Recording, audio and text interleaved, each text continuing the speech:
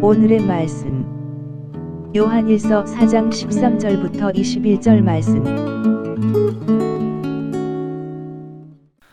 하나님 아버지 감사합니다.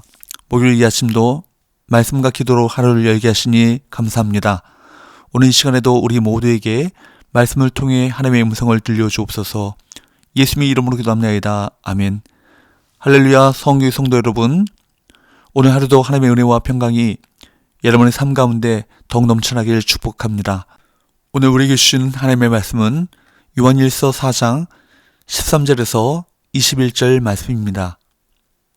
하나님께서는 우리가 하나님의 사랑을 분명히 체험할 놀라운 은혜를 베풀어 주셨습니다. 사랑이신 하나님 자신이 우리 안에 오신 것입니다.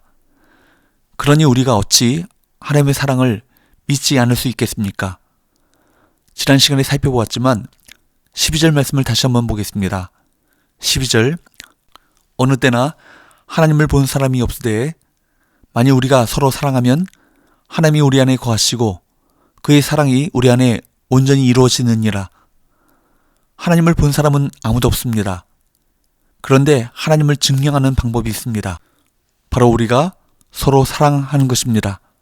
서로 사랑하는 것은 또한 우리가 하나님의 자녀라는 정체성과 하나님 안에 있다는 소속을 증명합니다. 우리가 서로 사랑해야 하나님의 사랑이 온전히 완성됩니다. 13절, 그의 성령을 우리에게 주심으로 우리가 그 안에 거하고 그가 우리 안에 거하신 줄을 아느니라. 우리가 하나님처럼 사랑하게 되는 것은 하나님께서 성령으로 우리 안에 계시기 때문입니다. 하나님과 항상 교제하며 사는데 하나님처럼 사랑하지 않을 수 없는 것입니다. 14절 15절, 아버지가 아들을 세상의 구주로 보내신 것을 우리가 보았고 또 증언하노니 누구든지 예수를 하나님의 아들이라 시인하면 하나님이 그의 안에 거하시고 그도 하나님 안에 거하느니라. 요한은 예수 그리스도를 보았고 증언한다고 말합니다. 예수님을 만난 이들은 당시에 많았습니다. 문제는 예수님을 누구로 알고 만났느냐 하는 것입니다. 자신이 알고 있는 수준에 따라 그 증언은 달라집니다. 14절 말씀처럼 예수 그리스도를 하나님의 세상에 보내신 구주로 알아야 합니다. 15절 말씀처럼 무엇보다 그분이 하나님의 아들이심을 시인하는 것이 하나님 안에 있다는 증거가 됩니다. 우리는 예수님이 구주이심을 알고 하나님의 아들이라 고백해야 합니다. 성부, 성자, 성령, 삼위일체 하나님이 구원의 사역을 이루어 가십니다. 사랑과 교제는 어느 한위의 하나님에게만 국한되는 사역이 아닌 것입니다. 성부, 성자, 성령, 삼위 하나님의 교통을 통해 이루어진 것입니다. 우리는 하나님, 예수님, 성령님의 사랑과 역사를 통해 더욱 그 사랑의 깊이를 느끼게 됩니다. 그 사랑이 있기에 우리가 존재하는 것 아니겠습니까? 16절, 하나님이 우리를 사랑하시는 사랑을 우리가 알고 믿었노니 하나님은 사랑이시라. 사랑 안에 거하는 자는 하나님 안에 거하고 하나님도 그의 안에 거하시느니라. 그러므로 우리 안에 오신 주 예수님을 믿으면 사랑해야 한다가 아니라 사랑하게 됩니다. 사도 요한 자신이 그 증인입니다. 그는 세상 욕망과 거친 성격이 불같아서 우리의 아들이라는 별명을 가졌던 사람 아닙니까? 그런데 그가 사랑의 사도가 되었습니다. 복음서에서는 요한 밖에 계셨던 주님께서 이제는 성령으로 그의 안에 오셨기 때문입니다.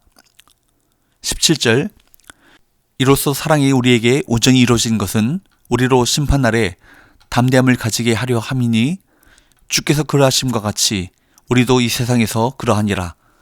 여기에서 사랑이 우리에게 온전히 이루어졌다라고 합니다. 하나님께서 우리에게 십자가의 사랑을 부어주시고 우리도 하나님을 목숨을 다하여 사랑하고 이웃도 하나님처럼 사랑하게 하신 것입니다. 이것이 사랑의 완성입니다. 이것이 하나님의 소원이죠. 그런데 우리가 하나님처럼 사랑하지 못하는 이유는 따로 있습니다. 하나님처럼 사랑하는 것이 그렇게 중요하다고 생각하지 않기 때문입니다. 우리가 하나님처럼 사랑하는 것이 밥을 먹는 것보다 더 중요하게 여긴다면 하나님처럼 사랑할 수 있습니다. 많은 그리스도인들이 그것이 얼마나 중요한지 모르기 때문에 그렇게 사랑하기를 갈망하지도 않습니다.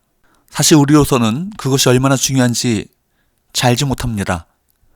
그것은 죽을 때 가서야, 심판날에 가서야 비로소 깨닫게 되는 일이기 때문입니다. 그러나 하나님께서 미리 가르쳐 주셨습니다. 죽을 때 가서 깨달으면, 심판날에 가서 깨달으면 정말로 아무런 소용이 없기 때문입니다. 성경을 보면 하나님처럼 사랑하는 것이 상상할 수 없을 정도로 중요하다는 것을 누구나 알 수 있습니다. 여기에 우리 영생이 달려있기 때문입니다. 사랑하며 산 자는 심판날에 담대함을 가지게 된다고 했습니다. 영생을 얻을 것이기 때문입니다. 그러나 17절 말씀을 보면 사랑하지 않는 사람은 두려워서 심판날을 견딜 수 없습니다. 그는 하나님의 자녀가 아닌 것입니다. 사랑은 하나님의 속성이기 때문입니다. 18절 사랑 안에 두려움이 없고 온전한 사랑이 두려움을 내쫓나니 두려움에는 형벌이 있습니다. 두려워하는 자는 사랑 안에서 온전히 이루지 못하였느니라. 두려움에는 형벌이 있습니다 라고 번역된 말을 원문 그대로 번역해 본다면 두려움은 형벌을 가지고 있기 때문이다 라고 번역할 수 있습니다. 즉 심판에 대한 두려움을 가진 사람들은 필연적으로 형벌이 따르게 된다는 것입니다. 여기서 하나님에 대한 경외심과 하나님에 대한 두려움을 혼동해서는 안 됩니다. 하나님에 대한 경외심은 하나님을 사랑하는 성도가 가지는 그분에 대한 합당한 존경의 마음이지만 하나님에 대한 두려움은 심판을 두려워하는 죄인이 갖는 감정으로서 그곳에는 반드시 합당한 형벌이 있기 마련입니다. 따라서 하나님의 심판을 두려워하는 자들은 이 형벌을 인식함으로 인해 더욱더 두려워지게 됩니다. 두려움과 사랑은 공존할 수 없죠. 하나님을 두려워한다면 그분의 사랑을 신뢰하지 못하기 때문일 것입니다. 하나님께서 우리를 구원하신 그 사랑을 믿지 못하면 하나님을 그저 징벌의 하나님, 심판의 하나님으로만 인식할 수밖에 없습니다. 하나님의 사랑을 신뢰하지 못하면 형제를 사랑할 수도 섬길 수도 없습니다. 교회에 갈등과 어려움이 있다면 바로 이런 이유 아니겠습니까? 하나님의 사랑을 알고 신뢰하는 사람은 하나님을 두려워하지 않고 또한 형제를 진정으로 사랑할 수 있습니다. 요한은 지금 뭘 강조하고 있는 것입니까?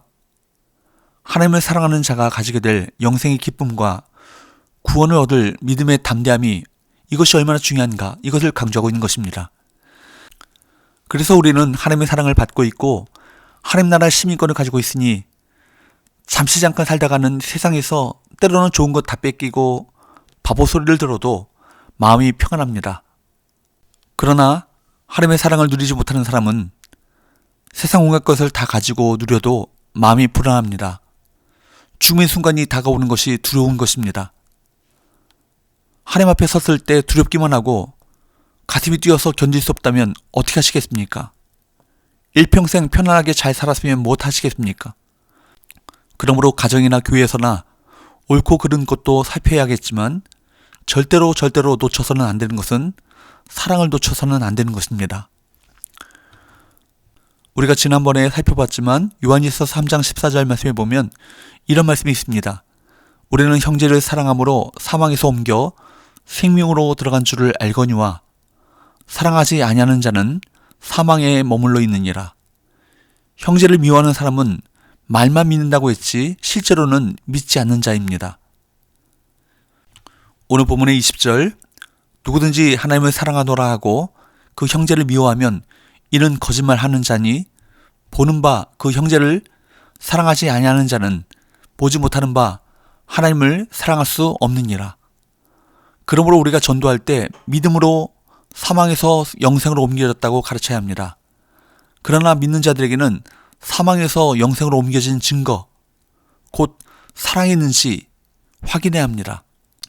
이것은 다른 기준이 아닙니다. 요한복음 1장 12절에서 분명히 예수님을 영접하는 것을 믿음이라 말했기 때문입니다.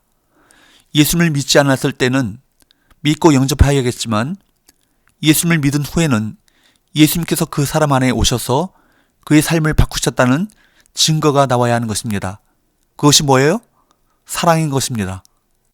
여러분, 누군가를 미워하고 있습니까? 그리스도인도 의견 대립이 있을 수 있고 화를 낼 수 있고 싸울 수도 있습니다. 그러나 미워하고는 살 수 없습니다.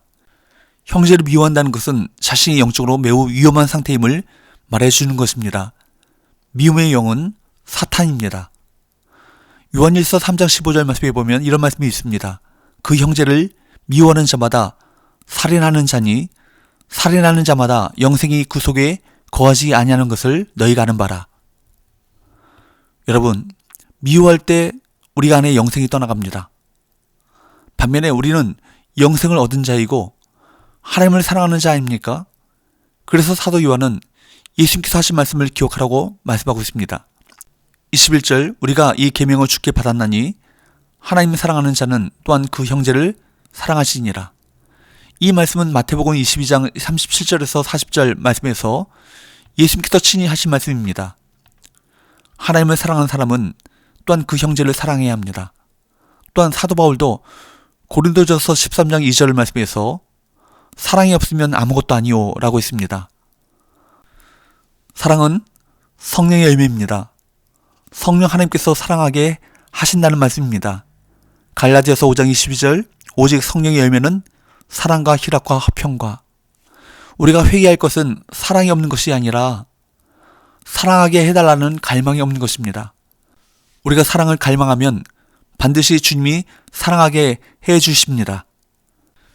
고린도전서 12장 31절에서 사도 바울은 너희는 더욱 큰 은사를 삼아라.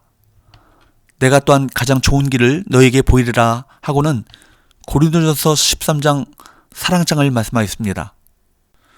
철저히 이기적인 우리가 하나님처럼 사랑할 수 있는 길은 오직 십자가의 주 예수님을 바라보는 것 뿐입니다. 우리에게는 옛사람의 성품이 있어 미움과 판단이 계속하여 일어납니다. 저절로 사랑만 하게 된 사람은 아무도 없습니다. 그럴 때마다 24시간 주님을 바라보고 십자가의 예수님을 통해 부어주시는 하나님의 사랑을 묵상하는 것입니다. 그렇습니다. 주님을 바라보는 중에만, 예수님 안에 거하는 중에만 사랑하게 된다는 것입니다. 하나님의 엄청난 사랑을 받았으면서도 하나님처럼 사랑하지도 못하고 또한 그렇게 사랑하게 해달라고 구하지도 않는 위험한 삶을 이제는 중단해야 합니다. 사랑하는 여러분, 하나님처럼 사랑하는 것이 영생의 길입니다. 그리고 진정한 축복의 길입니다. 언제 어디서나 담대한 삶을 살아가는 비결인 것입니다. 우리를 하나님처럼 사랑하게 해주시는 성령님의 도우심을 받아 주 예수님이 우리의 왕이심을 고백하며 24시간 날마다 매 순간 주 예수님을 바라보며 살아가시기를 주의 이름으로 축복합니다. 기도합시다. 하나님 아버지, 우리 안에 사랑을 부어주셨고 그 사랑으로 서로 사랑하는 삶을 살기를 원합니다. 주의 성령님, 우리를 붙드셔서 사랑의 사람이 되도록 도와주옵소서. 예수님의 이름으로 기도합나이다. 아멘.